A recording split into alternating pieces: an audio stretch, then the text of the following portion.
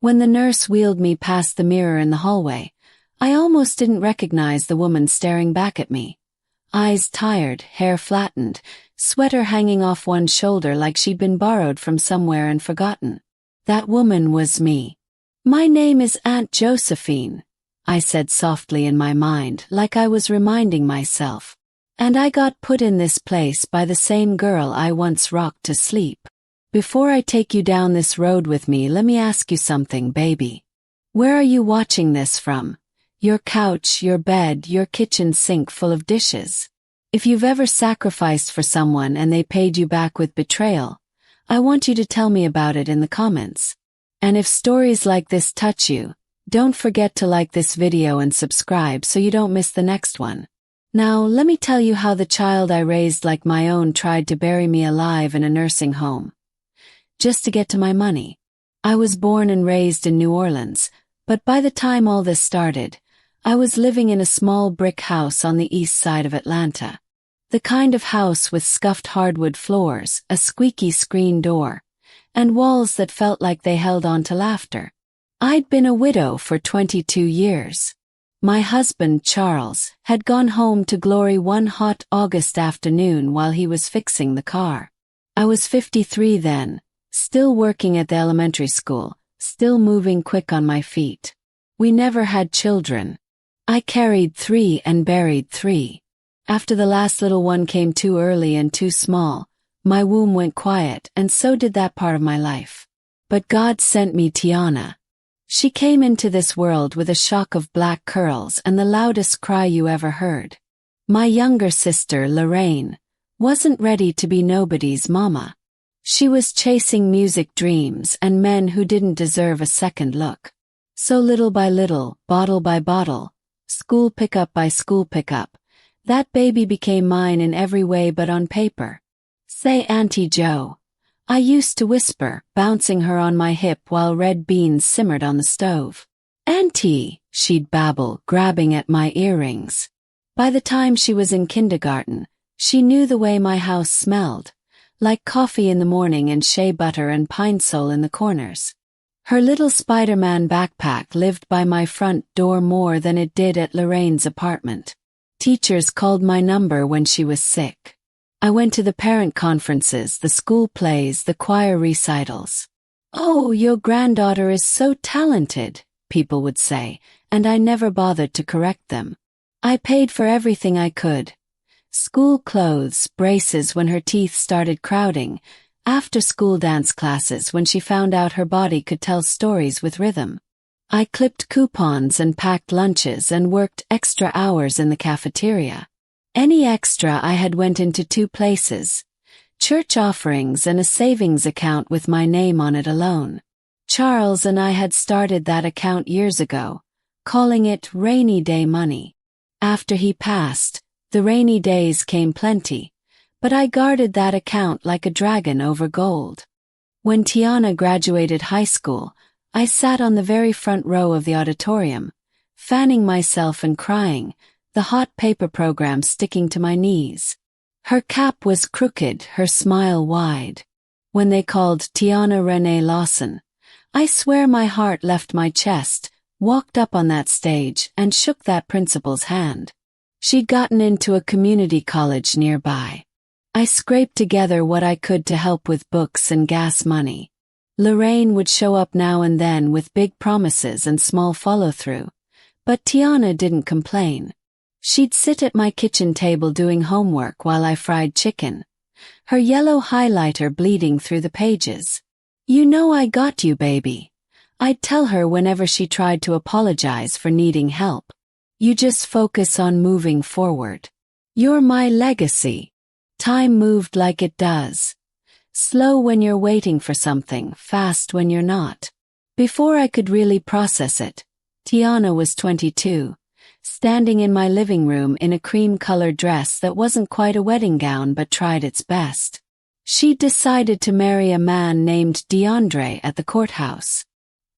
"He's good to me, Auntie," she insisted, twisting the simple gold band on her finger after they said, "I do. He just ain't had the same opportunities." That was her nice way of saying he couldn't keep a job longer than a season. The first marriage didn't last long. 2 years of constant arguments, late-night phone calls, her appearing on my porch with swollen eyes and a duffel bag. Then one day, just like that, divorce papers.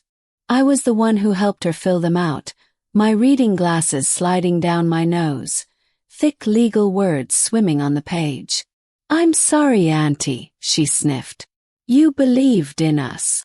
"I believe in you," I corrected her, handing her a tissue. "Not y'all.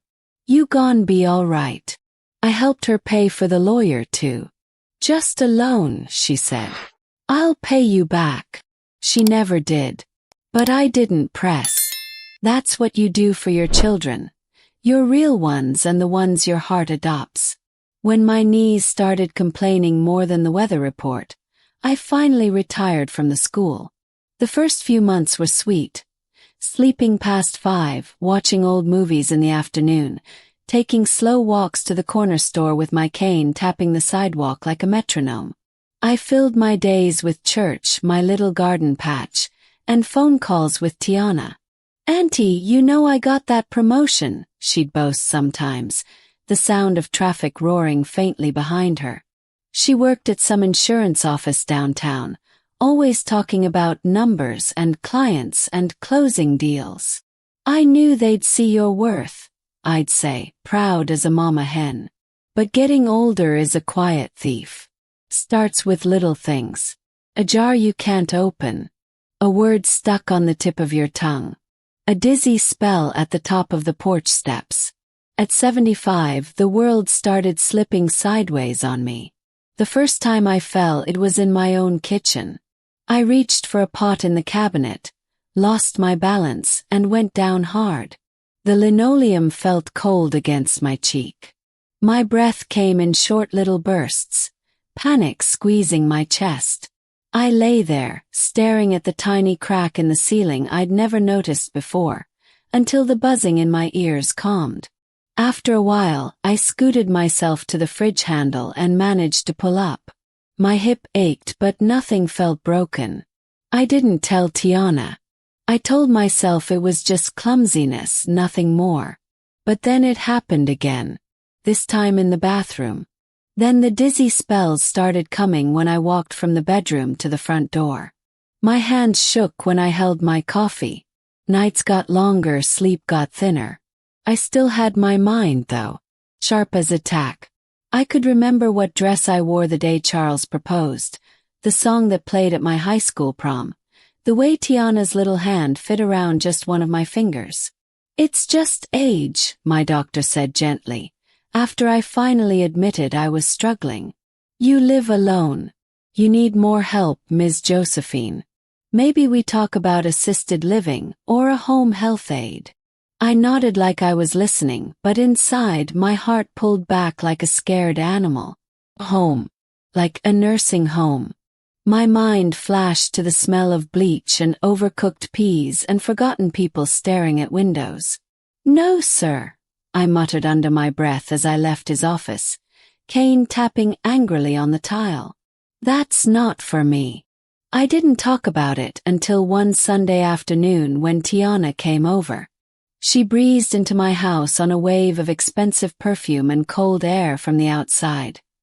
Her heels clicking on the hardwood, her braids swept up into a high bun. She was 33 now, polished and confident, wearing a soft gray suit and carrying a leather tote bag instead of the cheap purses she used to buy. "Hey, Auntie," she sang, leaning down to kiss my cheek. Her lips were sticky with gloss. "You cooking? Smells like heaven in here."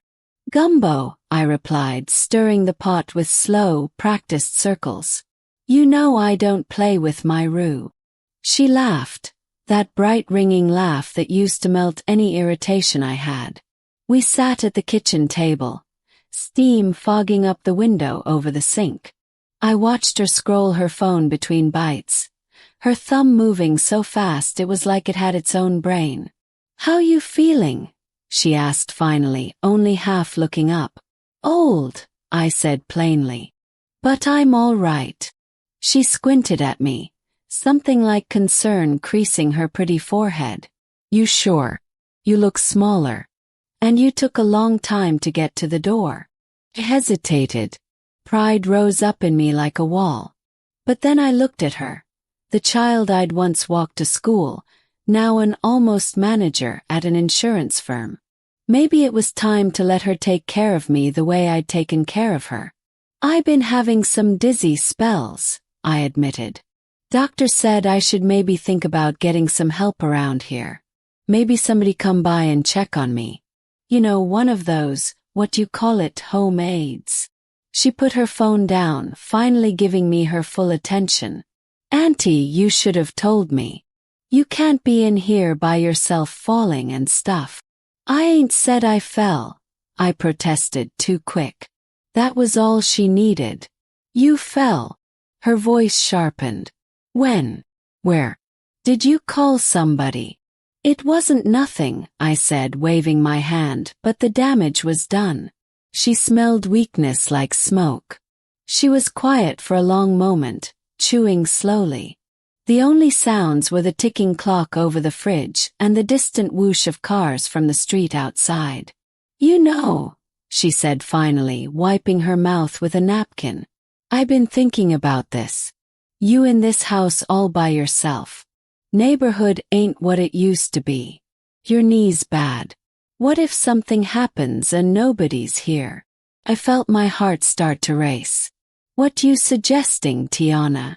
She reached across the table and squeezed my hand. Her palm was warm, her fingers firm. I just want you safe, Auntie. There's some real nice places now. Not like how they used to be. Like assisted living. They got nurses on staff, activities, other folks your age. You'd have people around. You wouldn't be stuck in here alone. A cold fist tightened around my chest. A nursing home? I asked, my voice barely above a whisper. She flinched like I'd used an ugly word. Not like that. Community. They call it a senior living center. It's nice. Right. I saw one last month when I went to visit a client. They had a garden, a salon, a game room. You'd like it. I stirred my gumbo just to have something to do with my hands. The spoon clinked against the pot. I'd always thought I'd die in that house. Maybe in my bed with the sun coming through the curtains, or in my chair while some old movie played too low on the TV. The idea of leaving it felt like tearing pages out of my own story. I don't know, I murmured. That's a big change. She squeezed my hand again, her eyes softening. Just think about it, okay? I worry about you. And it'd make things easier. For both of us. Those last words slipped by me then. I was too busy watching the way her gaze drifted around my little kitchen. The cabinets I'd painted myself, the fridge hum, the sunlight pooling on the floor. At the time I thought she was just thinking about her childhood. Remembering. I didn't know she was already making plans. I didn't know I'd just handed her the key she'd been waiting for. I should have known something was changing the moment Tiana started coming around more often. Too often. Not in the sweet, checking on my auntie way, but in the way a person walks through a house they're already imagining as their own. Started small. She'd stop by after work, still in her office clothes, and walk through my living room with her eyes scanning every detail. The way she touched my framed pictures, a soft tap of the glass. The way she straightened my lamp, then tilted her head, imagining if it would look better on the other side of the room. The way she opened closets without asking. Just checking for mold, she claimed. I'd be in my recliner with my Afghan blanket over my knees, pretending to watch Wheel of Fortune, while her high heels clicked across my wooden floors like a metronome measuring my remaining time. You ever think about repainting? She asked one afternoon, pulling back the yellowing lace curtain. This house would look so much fresher with some lighter colors. Buyers love neutrals. Buyers. Blinked. Buyers of what? She smiled, but not with her eyes. Oh, I mean, you know. Few ever choose to sell. Just saying, updates make a place more attractive. Forced a chuckle. Baby, this house older than both of us. Ain't nobody looking for updates. They lookin' for whoever lived enough to make these floors creak. But her words stayed in my mind long after she left. Then came the paperwork. She'd bring folders with tabs sticking out. Just things for later, she'd say, sliding them across my kitchen table as she sipped sweet tea. Medical preferences. Emergency contacts. Permissions. That kind of stuff. I tried reading through them, but the words were small, the print faint, and my glasses weren't strong enough anymore. I'd squint until my eyes watered. You don't have to strain your eyes, Auntie, she'd murmur, gently lifting the pages from my fingers. I'll fill it out for you. You just sign here, and here, and initial right there. She even brought a fancy pen once, one that clicked softly like a secret being sealed. I trusted her. Lord, I trusted her. After all, hadn't she been mine since her first birthday? Wasn't she the same baby who'd slept on my chest while I hummed gospel hymns? The same girl I braided hair for before every Sunday service. The same young woman who cried in my arms after her first heartbreak. So why would I question her now? Still, something gnawed at me. Something small but sharp like a pebble in a shoe. I didn't know what it was then. But God knows. Intuition almost always whispers before it screams. One night, I heard her on the phone in my kitchen, not knowing I'd come from the bathroom. Yeah, once she's moved in it's easier, she was saying, her voice low but hurried. No, I told you, she's not fighting it. She knows she needs help. I froze in the hallway, clutching my cane. Moved in where? I wondered. Yes, the place is ready, she continued. I already talked to them. She'll adapt. She can't live alone anymore. A chill crawled up my spine. Before I could step back, she appeared in the doorway. She jumped slightly when she saw me. Oh, Auntie, you scared me. I didn't hear you. Her smile came too fast, too wide. My eyes drifted to the phone she hurriedly dropped into her purse. Who you talkin' to, baby? Asked gently. A client, she replied, waving her hand. Just work stuff. Her tone was light, but her shoulders were tight. She kept smoothing her blouse as if wiping off the truth. I nodded, saying nothing. But inside me, something old and wise stirred awake. That night, as I lay in bed, I listened to my own heartbeat echo in the quiet room and whispered to myself, Joe, something ain't right. A few days later, she showed up with her boyfriend, one I hadn't met before. A tall man with a shaved head, gold chain around his neck, and a tone of voice that suggested he liked to be in control of any room he walked into.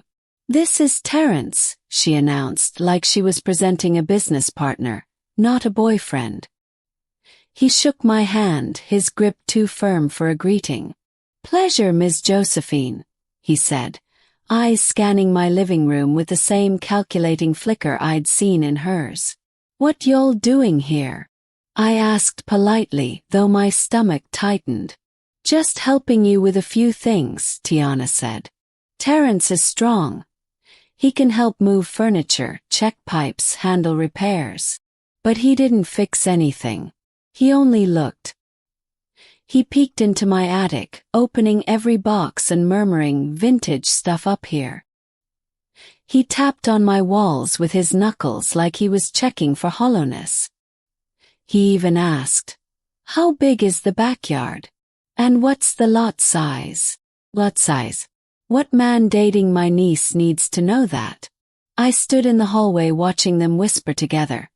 Her pointing, him nodding, both glancing at me every few minutes like they were sizing me for a dress I hadn't ordered. Later that night, while she was washing dishes, I pulled her aside. Tiana. Baby, why that man asking so much about my house? She shrugged, rinsing a plate. He works in real estate. He can just, see potential. Potential for who? Asked my voice steady. She avoided my eyes. Auntie, you're not taking care of this place anymore. It's too much for you. The yard, the repairs. You shouldn't have to worry about all that at your age. Wait. Funny how words hurt more when they come from someone you raised. I swallowed slowly. I've been taking care of myself for 75 years. And this house longer than you've been alive. She turned off the faucet and dried her hands. I know. But it's time to be realistic. You're falling. You're forgetting things. You almost burned the kitchen down last week. I forgot the stove was on one time, I snapped. Her tone softened, but the softness felt practiced. I just want you safe. She touched my shoulder, and I felt her sympathy like a glove slipped over a fist. Then came the day that changed everything. I'd gone to the bank, something I hadn't done in months because I trusted the routine. I knew what should have been there. Savings accumulated from decades of frugal living. The account Charles and I had started long ago. I needed some cash to buy groceries.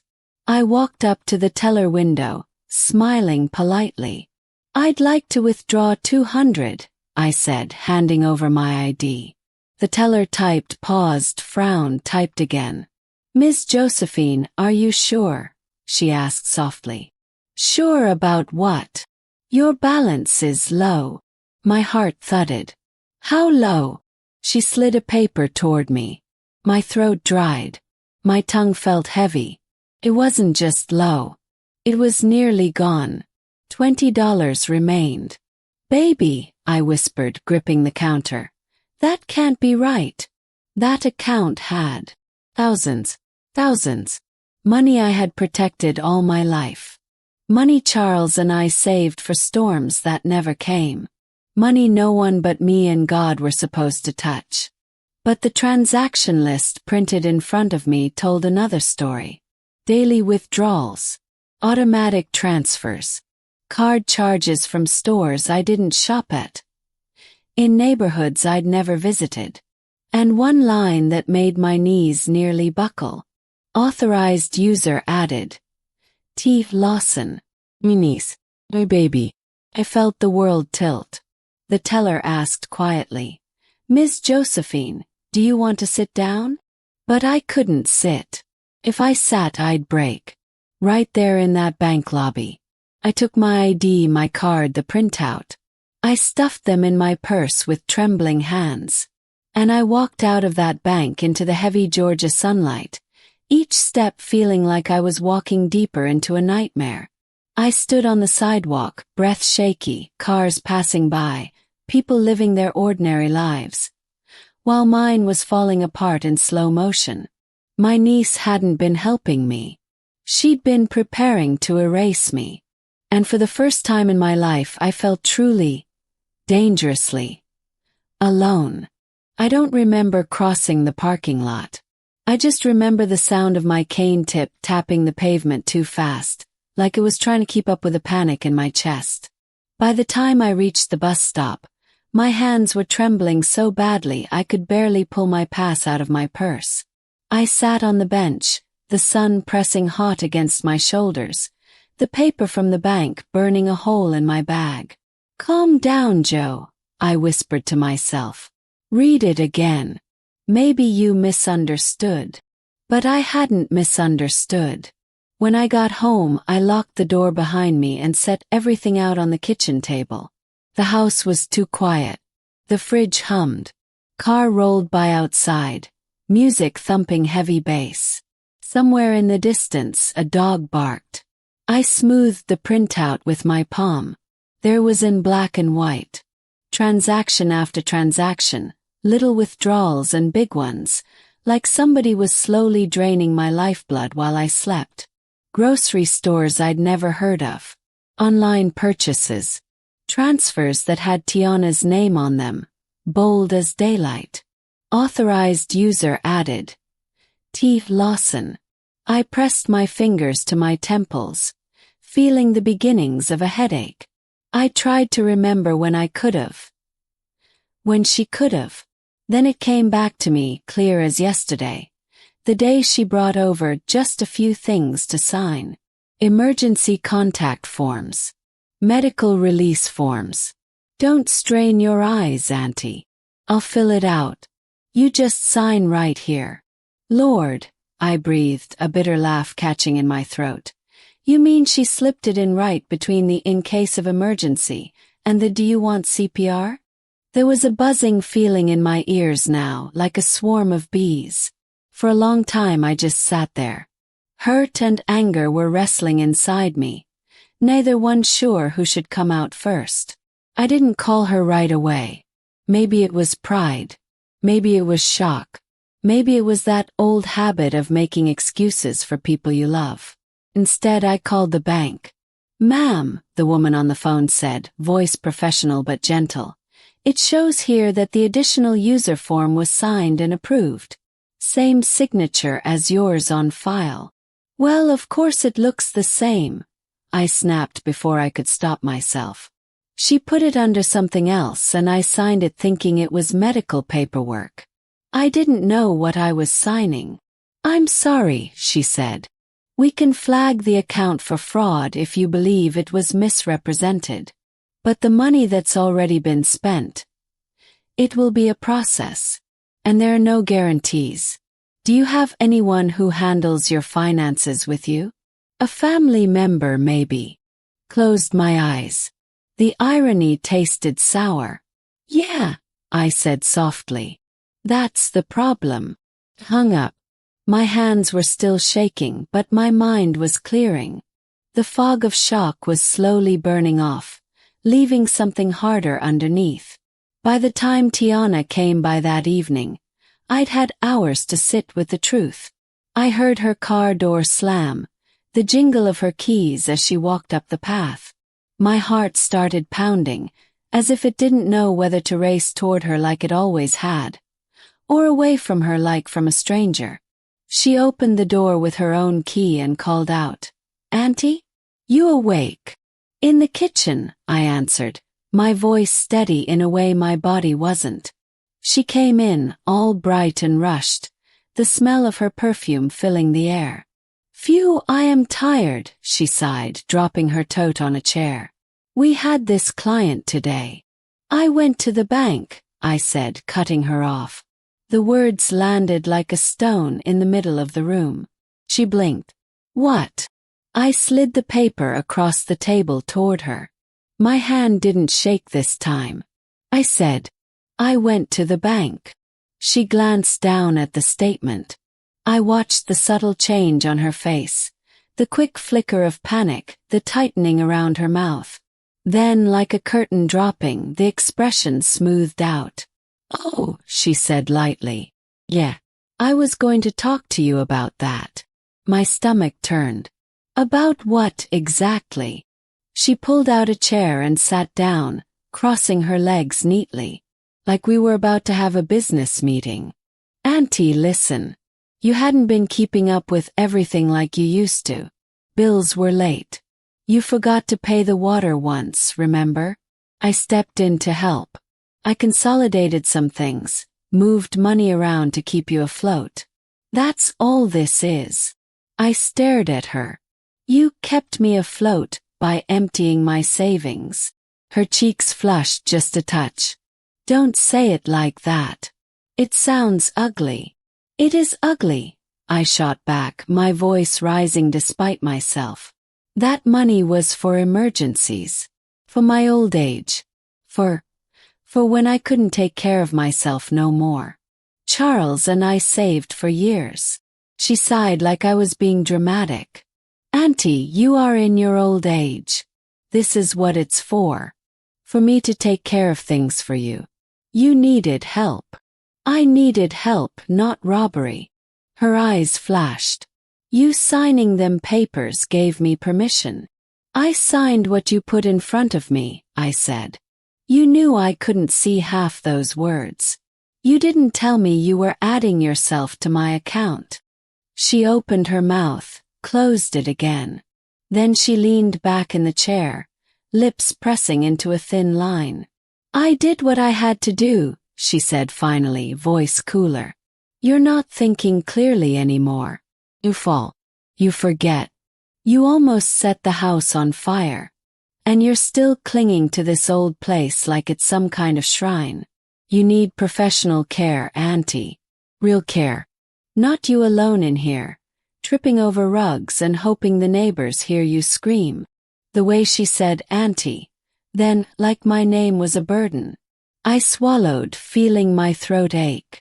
So you what? I asked quietly. You decide for me. You take my money and just plan my life. Her gaze slid away for a second. It's not like that, she said. You keep saying the money is for emergencies. Well, this is one. Whether you admit it or not. I looked at her. Really looked at her. At the woman sitting across from me. 33, well-dressed, confident, using her job words and her calm tone to control the whole conversation. My niece. My almost daughter. I thought of the little girl whose sticky fingers used to steal bacon off my plate.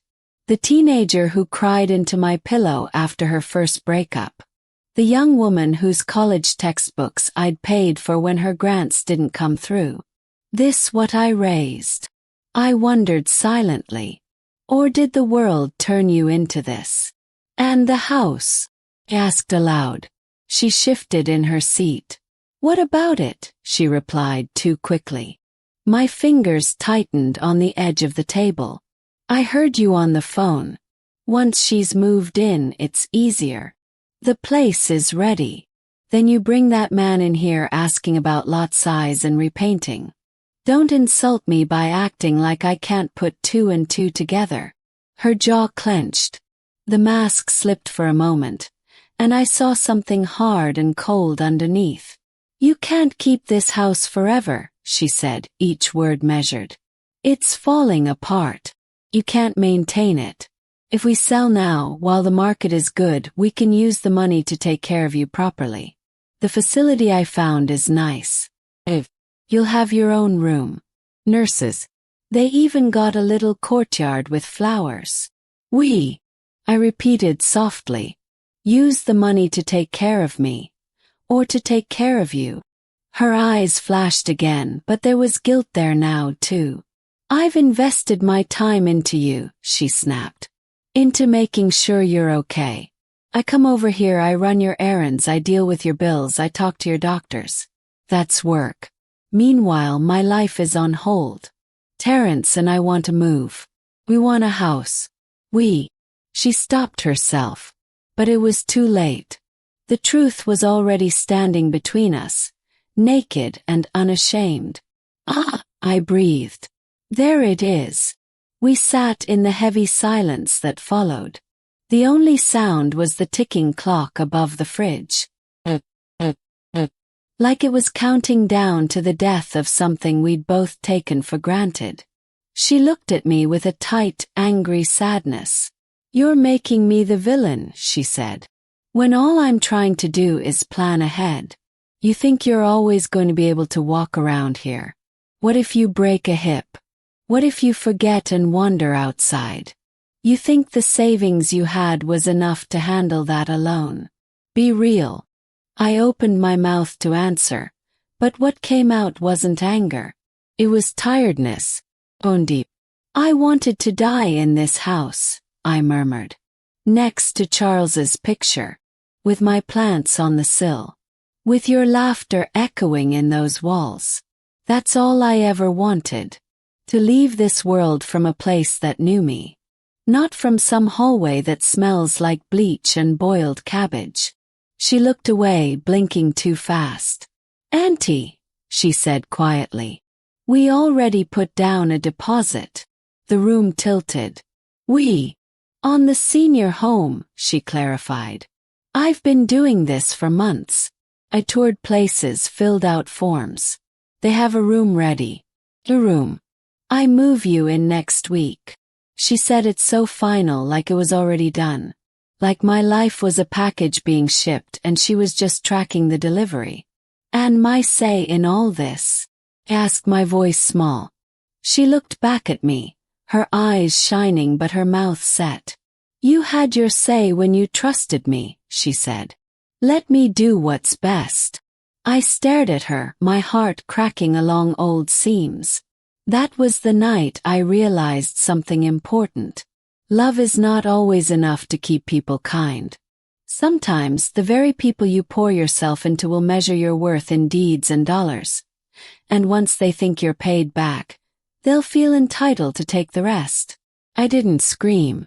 I didn't throw her out. I didn't even call her names, though a few sat bitter on the back of my tongue. I just nodded slowly and said, "All right, baby. If you think that's what's best." Her shoulders relaxed, thinking she'd won.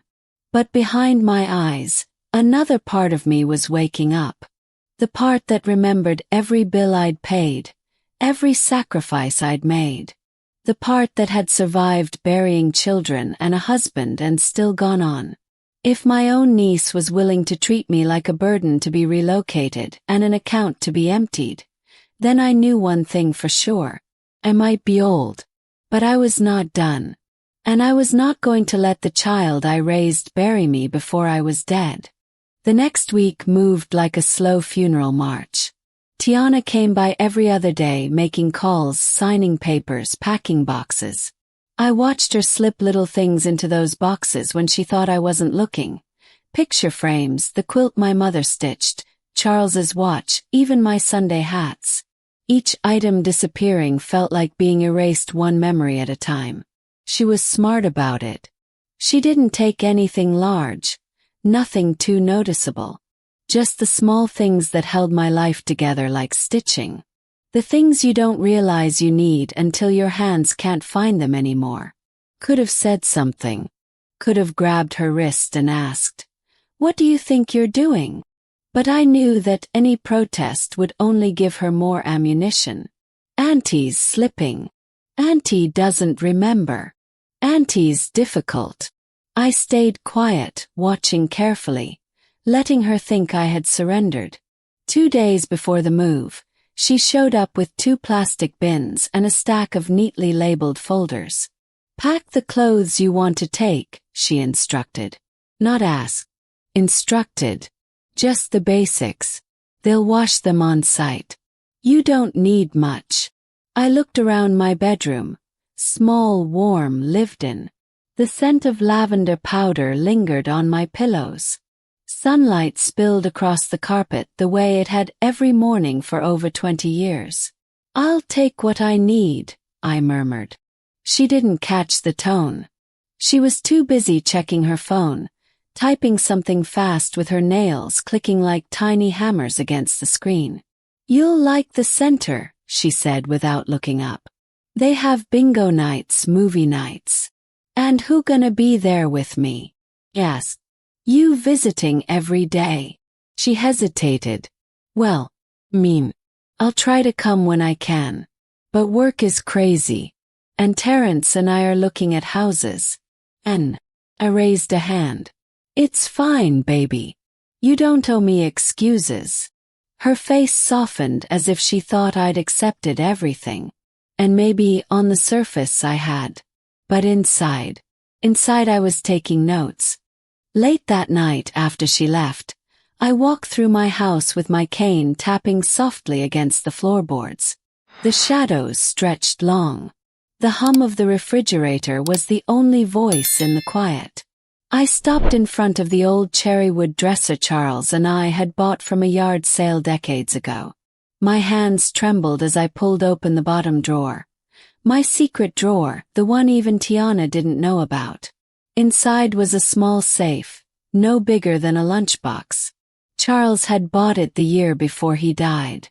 "For the essentials," he'd said. "Not everything belongs in a bank." I knelt with difficulty, my knees protesting, and entered the code. Inside was a folder. Inside the folder, a deed. My house. Signed, notarized, and in my name alone. Tiana couldn't sell what she couldn't legally touch. I let out a long, shaky breath and closed the safe. gingerly stood back up, gripping the bedpost. My hip ached, but my spirit felt 10 pounds lighter. "One move at a time, Joe," I whispered. "Let her think she got the upper hand." The morning of the move, she showed up early, too cheerful, carrying a travel mug and a clipboard. "You ready, Auntie?" she said, her voice lilting like this was a trip to the beach. I didn't answer right away. I was taking one last look at my living room. The Afghan draped over the couch, the family photos, the little ceramic angel by the TV. The morning light made everything glow, like the house was trying to imprint itself on me before I left. "Yes," I said gently. "I'm ready." The ride to the facility in her car was quiet. She put on soft jazz, humming occasionally. My hands rested in my lap, fingers intertwined to keep them from shaking. As we pulled into the parking lot, my chest tightened. The building was nicer than I expected. Clean brick exterior, neatly trimmed hedges. A few seniors in the courtyard, bundled in sweaters even though the weather wasn't cold. But there was still something hollow about it. Something final. Tiana parked and hopped out, straightening her blazer like she was going into a meeting. I stepped out slowly, gripping my cane, feeling the weight of the place press down on me.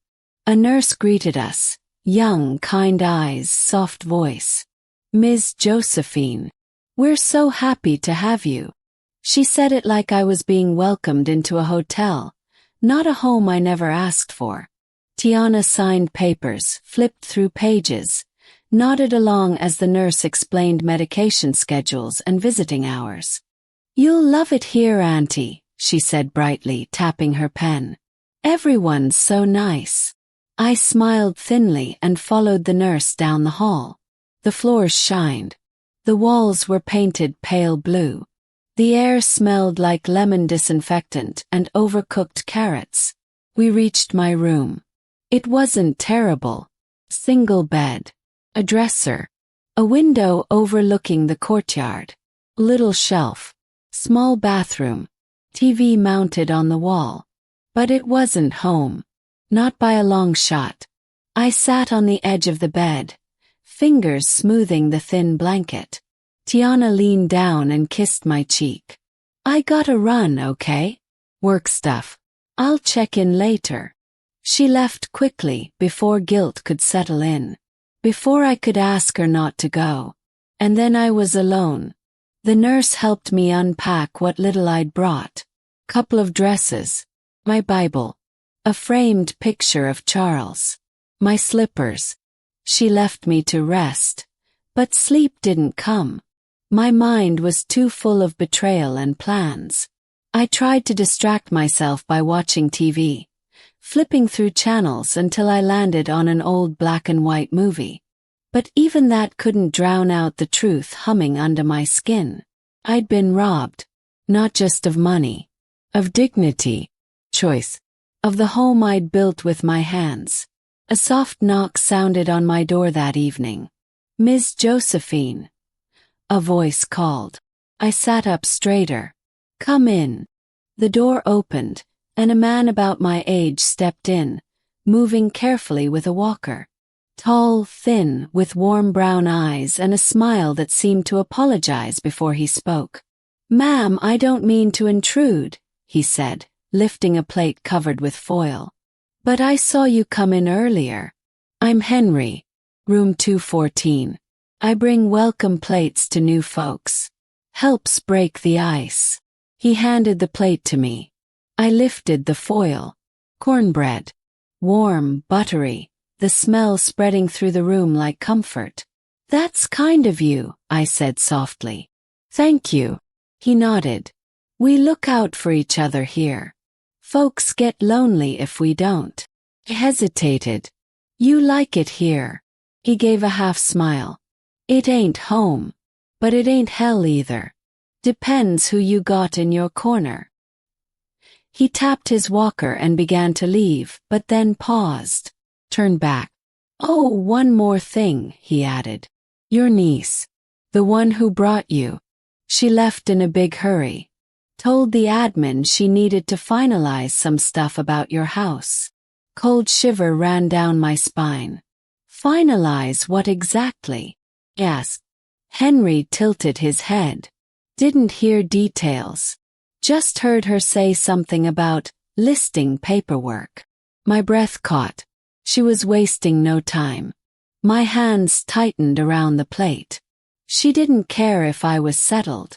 Didn't care if I was scared or lonely or confused. She was finishing what she started. And if I didn't act soon, I'd lose everything. I sat on the bed long after Henry left, staring at the wall, the cornbread untouched. The next morning, I opened my eyes with a clarity I hadn't felt in years. Tiana wasn't done with me. But I wasn't done with her either. Not by a long shot. I woke up before sunrise the next morning. The air in the room felt cold, even with the heater humming softly beneath the window. For a moment I forgot where I was. I reached for the lamp that should have been on my nightstand, the one with the beaded shade Charles bought me at the flea market years ago, but my fingers touched smooth, unfamiliar plastic instead. Then it all came rushing back. The move. The betrayal. The emptied savings account. Tiana's soft voice saying, I already put down a deposit. And the way her eyes lit up at the idea of fixing up my home. I pushed myself out of bed, bones aching like they were protesting being woken so early, and shuffled to the bathroom to splash cold water on my face. The water shocked me awake, tightening the skin across my cheeks and forehead. You ain't dead yet, Joe, I murmured to my reflection. So stop acting like it. I put on my best dress, the navy blue one with the soft cotton that draped just right over my shoulders, and pulled my hair back into a low twist. I added a little lipstick from a tiny tube I kept in my purse. Something about getting dressed like myself again filled me with strength. Like I was reclaiming pieces Tiana had tried to peel away. At breakfast, the dining hall buzzed with quiet chatter. Forks clinked against plates. Someone coughed wetly in the corner. A TV mounted in the corner played local news at low volume. I took a seat by the window. Henry rolled toward me with his walker, holding a tray. Good mornin', Miss Josephine. Mind if I join you? Please, I said, grateful for the company. He sat beside me with the familiar groan of old joints. For a while we just ate, scrambled eggs, soft toast, and coffee that tasted like it had been sitting since yesterday. Finally, Henry cleared his throat. You settling in all right? I pressed my palms against the warm ceramic mug, letting the heat settle in my fingers. Settling ain't exactly the word I'd use. Henry studied me for a moment. You look like a woman carrying a storm behind her eyes. I almost laughed. Is it that obvious? He shrugged. I've lived 78 years. I know when somebody's spirit is pacing back and forth. Something in me relaxed a little. Maybe it was his tone, gentle but knowing. Maybe it was the loneliness cracking open inside me like an egg. I didn't come here by choice, I said quietly. My niece, she made decisions for me that weren't hers to make. Henry nodded slowly, not pushing, not prying. Just waiting. She took my savings, I continued, my voice barely above a whisper. And I believe she's trying to sell my house. Henry stiffened. Your niece. Does she have power of attorney? No, I said firmly. I never signed anything like that. But she slipped paperwork into medical forms. Had me signing things I couldn't read. He shook his head, clicking his tongue. Happens more than you'd think. Folks see someone get old and they think that means they can take the reins. Ride them like a mule until there's nothing left. The words hit me hard because they were true. What you gon' do? He asked softly. I sighed deeply. I don't know yet. He leaned closer, lowering his voice. You got anyone on the outside you trust? No, I admitted. Not really. Well, he said with a small smile. You got me now. Those words warmed something inside me. Small ember of hope. After breakfast, I went to the lobby and asked the receptionist if I could use the phone. A young woman with curly hair smiled politely. Of course, Ms. Josephine. Right over there. I picked up the receiver and dialed. My hands shook, but my mind was sharp. County records, how can I help you? A woman answered. Yes, baby, I said, soft and polite. I'm calling to check the ownership status on a property. I'm the owner, and I need to know if any changes have been filed. She asked for the address. I gave it, my voice steady even as my heart thundered like a drum. One moment, she said. Waited, and waited, and waited. My nails tapped against the phone. A man in a wheelchair passed behind me, humming Amazing Grace under his breath. Finally, the woman came back. Yes, Ms. Josephine. The deed is still in your name. No transfer requests filed, no liens, no sale pending. I exhaled loudly, relief flooding my chest like cool water. Thank you, baby, I said sincerely. But, she continued, there was an inquiry filed 2 weeks ago. Someone requested information on how to initiate a transfer. My stomach flipped. A name. Request came from A.T. Lawson.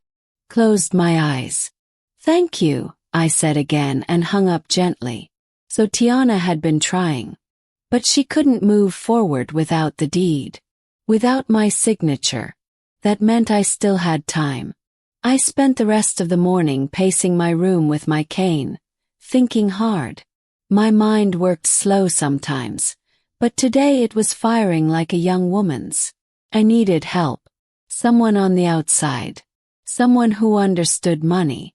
Someone who could make sure Tiana couldn't touch what was left. But who? My sisters were long gone. Church friends were scattered. Neighbors moved away or died. I had no lawyer, no accountant. Just me. And Henry. I knocked on his door after lunch. He opened it wearing a cardigan and slippers. His room smelling faintly of peppermint and old books. Got a minute? Yes. For you. Always, he said with a grin. We sat on the small couch in his room. I told him everything. The falls, the paperwork, the empty account, the planned sale. When I finished, he let out a low whistle. She bold, he said. Bold and shameless, I replied. Well, he said, tapping his walker thoughtfully. I got a nephew. Smart kid. He's an attorney. Not fancy but honest. Handles elder cases, fraud cases, stuff like that. My heart jumped. Would he talk to me? I ain't see why not, Henry said. He visits on Saturdays. Today was Thursday. 2 days. Could wait 2 days. But Tiana, she didn't give me much time. The next morning, she showed up at the facility unannounced. I saw her coming down the hallway through my window, walking fast, her purse bouncing against her hip. She looked irritated, like she was coming to fix a problem rather than visit a person. She pushed open my door without knocking. Auntie, why didn't you answer your phone? She demanded. I've been calling. I've been busy, I replied calmly. Busy doing what? She snapped. I lifted an eyebrow. Living. She huffed, tossing her purse into the visitor's chair. Okay, listen. We need to finalize a few things about the house. I gripped my cane tighter. Here it comes. I need you to sign a couple more papers, she continued. Just standard stuff. The realtor needs confirmation from you. My lips curved into a slow, knowing smile. Bring the papers, I said. I'll sign when the time is right. She blinked, surprised by my calm. "What does that mean?" she asked. "It means," I said softly, "that I'll decide when my life gets signed away. Not you." Her jaw clenched. "You're being difficult." "Or," I said, standing slowly with the help of my cane, "I'm just finally thinking clearly." She stared at me. Long. Hard. Trying to figure out where this new backbone came from. But I didn't flinch. Didn't blink. Didn't bend. For the first time she looked nervous. "Auntie," she said carefully, "don't make things harder than they need to be." "I ain't making it hard," I replied softly. "I'm making it mine." She opened her mouth, closed it, then grabbed her purse and stormed out in a clatter of heels. As the door slammed behind her, I whispered, "You started this storm. But I'm the one learning how to use the wind." I didn't see Tiana for 2 days after she stormed out, and honestly, the quiet tasted sweeter than the cornbread Henry brought me that first night. But the silence didn't mean peace. It meant she was planning. And so was I. Saturday morning arrived soft and gray, rain tapping lightly on my window like it was trying not to wake me. I sat on the edge of my bed, smoothing the blanket across my knees, listening to the hallway fill with weekend noise. Nurses pushing carts, residents chatting, the hum of wheelchairs rolling by. At exactly 10:30, Henry knocked on my door. "You ready?" he asked. "As I'll ever be," I answered, grabbing my cane. We made our slow way down the hall to the small recreation room. It had 2 tables, a bookshelf full of old paperbacks, and a window looking over a row of crepe myrtles blooming in the drizzle. In one corner stood a young man about 30, dark slacks, blue dress shirt, well-groomed beard, and eyes that looked like they'd seen too much truth for his age. "Miss Josephine," Henry said proudly, "this here's my nephew Daniel." Daniel stepped forward and shook my hand gently, respectfully. "It's an honor to meet you, ma'am. My uncle's told me a lot." "I hope he ain't told you everything," I said with a small smile. "Some things stay between old folks." He chuckled and gestured for me to sit. "Uncle Henry told me the basics," he said. "But I'd like to hear it in your words, if that's okay." So I told him, slowly, carefully, every detail. The dizzy spells, paperwork, the added name on my account, the empty savings, planned sale, pressure, the rushed move, and the deep ache of betrayal. Daniel listened without interrupting. His face a calm mask but his eyes sharp. When I finished, he let out a low breath. "This isn't just unethical," he said. "It's illegal. What she did with the bank access. If she misrepresented the document, that's fraud. And trying to sell your home without proper authorization. That's elder exploitation." I swallowed hard. Hearing those words out loud, elder exploitation, felt like someone threw cold water on my heart. "So what can I do?" "Yes." He leaned forward. "First thing, you still hold the deed. That's your shield. Without your signature, she can't sell the property.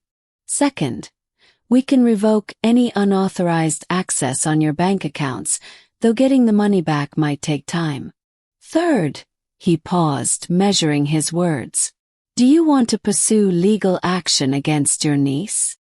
I stared at the rain sliding down the window like tears the sky hadn't asked for. "I don't want to destroy her," I whispered. "I raised that girl. I loved her. I don't want her in jail." Daniel nodded. "We can protect you without punishing her. There are ways. But I'll be honest, you need help. And she doesn't need to know you're getting it." A slow, steady warmth spread through my chest, the warmth of power returning. "All right," I said. "Help me." We spent hours going through the details. He drafted a letter revoking her financial access, called the bank to flag my account, requested copies of everything she submitted.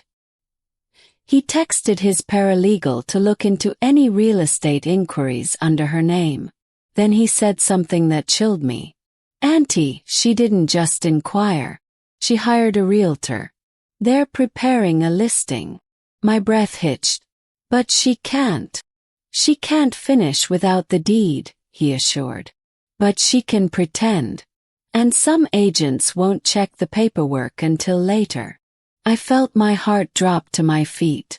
So she's lying to them too. Seems that way. The knot in my stomach tightened. Daniel finished the last form and slid it toward me. "One more thing," he said. "In case of any emergency, someone should be designated as your legal advocate. It doesn't have to be family." My eyes drifted to Henry, who stood quietly in the corner. He smiled at me, warm and steady. "Baby," I said softly, "would you mind being that for me?" His eyes widened. "Me? You got more kindness in your pinky finger than some folks got in their whole body," I said. "I trust you." "I'd be honored," he whispered. Daniel finalized it. My protection was no longer a wish. It was real, written, notarized, recognized by law. After they left, I returned to my room feeling lighter than I had in weeks. But that feeling didn't last long, because 20 minutes later Tiana came back. She didn't knock. She didn't greet me. She burst into my room like she owned the place, eyes blazing. "Auntie, what the hell is this?" she hissed, waving a stack of papers. Copies of the revocation letter, no doubt. "Why am I getting emails from the bank saying I've been removed?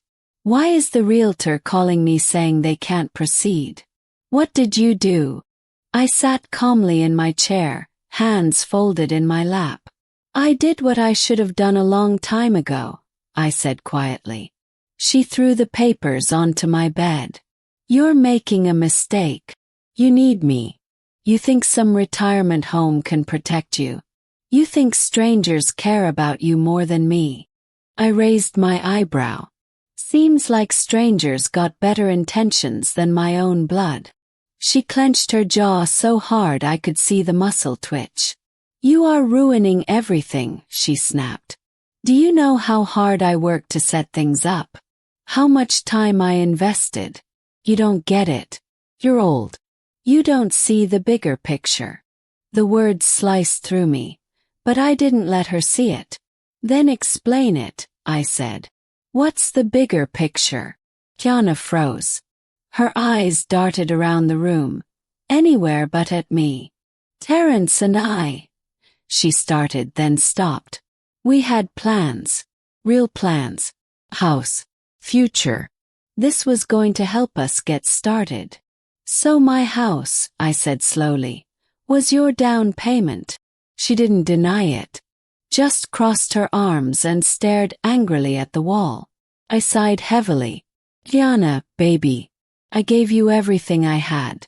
Not because I wanted something back. Because I loved you. Because you were all I had in this world." Her lip trembled. For a moment, the little girl inside her flickered through her expression. Then she hardened again. "I don't have time for this," she said, grabbing her purse.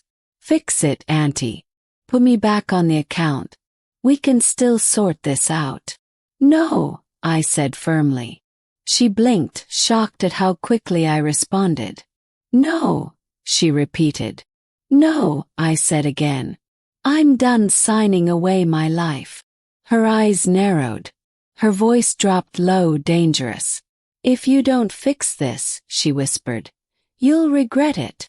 I leaned forward slightly. "No, baby," I said softly. "You the one who's gonna regret it." Just then a voice spoke from the doorway. "Is everything all right in here?" It was the head nurse. Behind her stood Henry, watching silently. His walker parked like a guard dog. Tiana stiffened. "We're fine," she said quickly, forcing a smile. "Just a family talk." The nurse stepped in. "Ma'am, we heard shouting." We need to make sure Ms. Josephine feels safe. I feel safe, I said. Now. Tiana's face flushed red.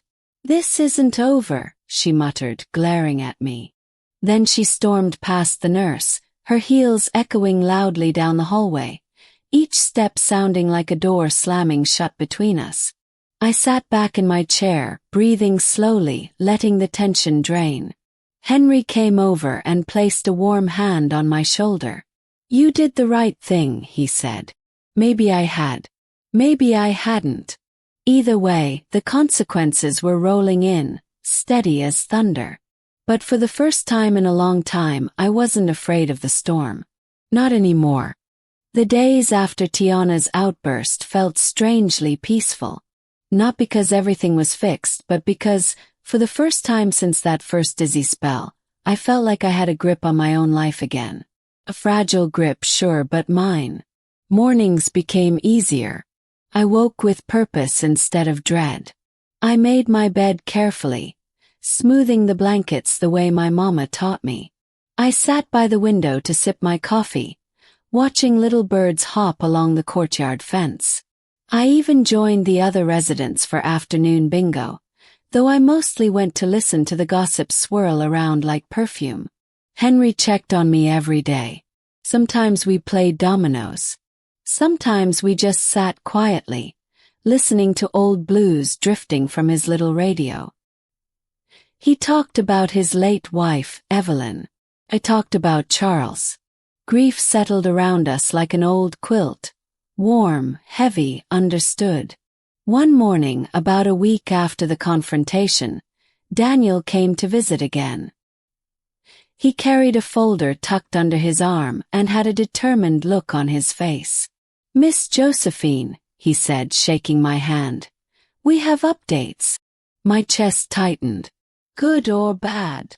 Both, he said honestly. But mostly good. He sat beside me and opened his folder. First, the bank. They flagged your niece's access as unauthorized. You'll get a temporary card and a protected account. They'll investigate the withdrawals. So I'll get my money back. I asked, hope flickering timidly in my voice. It's possible, he said gently. But I don't want to promise what I can't deliver. Some transactions might be reversible. Some won't. But you won't lose any more. Not a single dollar. I nodded, accepting it. Money mattered, yes. But having control again mattered more. Second, he continued, your house. We notified the realtor that no legal sale can take place without your signature. They've frozen the listing. If your niece tries anything else, the law will block it. A weight slid off my chest, slow and warm like honey. And third, he said, the facility has documented her confrontation. That means if she tries to force any decisions for you, they'll require verification from me or another authorized advocate. I exhaled deeply, relief washing over me like rainfall after a drought. So I'm safe, I whispered. He smiled softly. Yes, ma'am. You are. After he left, I sat in my chair and cried. Quiet tears. Grateful ones. Tears for the little girl I raised. Tears for the woman she became. Tears for the part of me that still wished she'd walk through that door and say, I'm sorry. Tears because I knew she probably wouldn't. Not yet. Maybe not ever. 2 days later, I got a surprise visitor. Not Tiana. Lorraine. My sister. She came hurrying down the hallway, breathless, her old denim jacket flapping behind her. Her hair was tied up with a scarf, and she carried a plastic grocery bag like she was late for a cookout. Joe, she gasped, rushing into my room. Lord girl, what is this mess I'm hearing? They got you in a nursing home. Blinked stunned. Lorraine, how did you? Your neighbor called me, she said, plopping onto the chair. Said he hadn't seen you in days. Went over to check and your house was half packed. Called around until he found me. You know folks talk. Joe, what happened? Oh, I didn't want to tell her. Not because I was protecting Tiana. No, that season had passed. But because saying it out loud to her felt like admitting I'd failed her daughter somehow. Like it was my fault she'd become this greedy stranger. But Lorraine wasn't one for gentle avoidance. Joe, she said firmly, leaning forward. Who did this to you? I swallowed hard. Your child, I whispered. She froze. Blinked once. Then her face hardened in a way I had only seen once before. The day she kicked out one of her old boyfriends for raising his voice at 8-year-old Tiana. What did she do? She asked, voice shaking. I told her. Everything. The account. Papers. The move. The attempted sale. The threats. When I finished, Lorraine covered her face with her hands. Her shoulders trembled. Not quite from crying, not quite from anger, but something tangled between both. That girl, she whispered, voice breaking. I didn't raise her right. I left her too much on you. I let her look at you like a safety net. Because you always fixed everything. Lorraine, I said softly. This ain't about blame. The hell it ain't, she said, wiping her eyes. She did you dirty, Joe. Dirty. And I'm gonna fix it. Before I could respond, she stood up and stormed out of the room. Her footsteps echoed all the way down the hall. I didn't see her for the rest of the day. That evening, while I was watching a game show with Henry, one of the nurses approached me. Ms. Josephine, she said gently. Your niece is in the lobby. She wants to see you. Cold hush fell over my chest. I stood slowly, gripping my cane. When I stepped into the lobby, Tiana was there. Eyes red, breathing heavy, hair pulled back like she'd run her hands through it too many times. And beside her stood Lorraine, arms crossed, expression unreadable. Auntie, Tiana whispered, taking a hesitant step toward me. Please, can we talk? Her voice. It wasn't sharp or smug or impatient. It was small, like the little girl who used to curl up against me during thunderstorms. She looked at me, searching my face for softness, forgiveness, something familiar. But I guarded my expression carefully. Calm, steady, dignified. What is it, Tiana? Asked. She swallowed hard. I'm sorry, she said, voice cracking. I messed up. I know I did. I don't know what I was thinking. Terrence kept talking about investing and work been stressing me out and I felt like I had nobody. Nobody. Echoed softly. Baby, you had me. Her tears spilled over. I know, she cried. And I took advantage. I shouldn't have. I shouldn't have touched your money. I shouldn't have pushed you out your own home. I don't know why I did it. She covered her mouth with her hands, sobbing quietly. Lorraine put a steady hand on her daughter's shoulder, not comforting but anchoring. Tiana, she said firmly. Tell her the rest. Tiana nodded slowly, wiping her eyes. I talked to a realtor. I told them I was selling your house. Delight. And when they asked for paperwork, I made copies of your old signature from a birthday card. I was going to forge it. My knees weakened. Henry stepped behind me, ready in case I swayed. Tiana dropped to her knees right there in the middle of the lobby. An image I'll never forget. Auntie, please, she sobbed. Please don't send me to jail. I stared down at her. Not triumphant. Not vengeful. Just tired. So tired. Child, I whispered. I never wanted to punish you. I just wanted to be safe. She wept harder, shoulders shaking. Lorraine knelt beside her and pulled her close. You gon' make this right, she said sternly. Starting today. Tiana nodded into her mother's shoulder. I will, she choked out. I will. I'll fix everything. She looked up at me, eyes desperate. Auntie, can you forgive me? The room fell quiet. Even the clock on the wall seemed to pause. I walked closer, my cane clicking softly against the tile. Standing over her, I felt every year of my life settle into my bones. You broke my trust, I said gently. And trust don't grow back overnight. Her chin trembled. But forgiveness, I continued, surprising even myself. Forgiveness is a seed, and I can plant it. But baby, you gotta water it. She nodded, tears dripping onto the floor. I will, she whispered. I promise. I reached out and touched her cheek gently, a gesture I'd made 1,000 times when she was small. Then I said the words that closed a door and opened another. I forgive you, but you still gotta face what you did. Her eyes widened with fear, but also relief. Real relief. The kind that comes from truth finally being spoken out loud. And just like that, the storm that had been raging inside me for months softened. Not gone, but softened.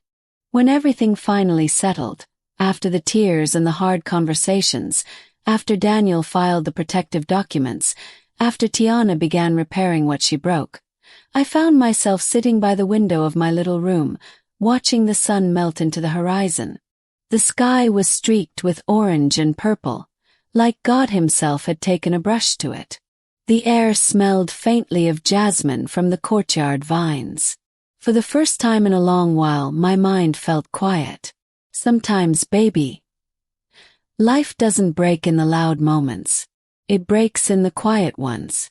The ones where you realize someone you love has been loving you wrong for a long time.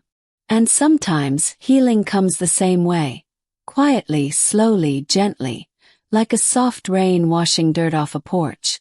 I won't pretend everything is perfect now. Tiana still has a long road ahead of her. She's repaying what she can, helping the bank reverse what they're able to. She visits me more often now, but she comes with humility instead of plans. Sometimes we just sit together side by side saying nothing at all. And Lorraine, she checks on me like she's making up for 30 years. I don't know if I'll ever move back into my house. Maybe I will. Maybe I won't. But what I do know is this. I'm safe. I'm protected. And most importantly, I'm still me. You know, people think getting old means losing power. But let me tell you something from a 75-year-old heart. There's nothing more powerful than an elder who finally remembers her worth. If you're listening to my story right now, wherever you are, at your kitchen table, curled up in bed, riding the bus, hiding from the world in your own little corner, tell me something in the comments. Have you ever loved someone who took advantage of your kindness? And if so, would you have done what I did? Make sure you like this video if it touched you and subscribe for more stories, baby. Because life doesn't stop teaching and I don't stop talking.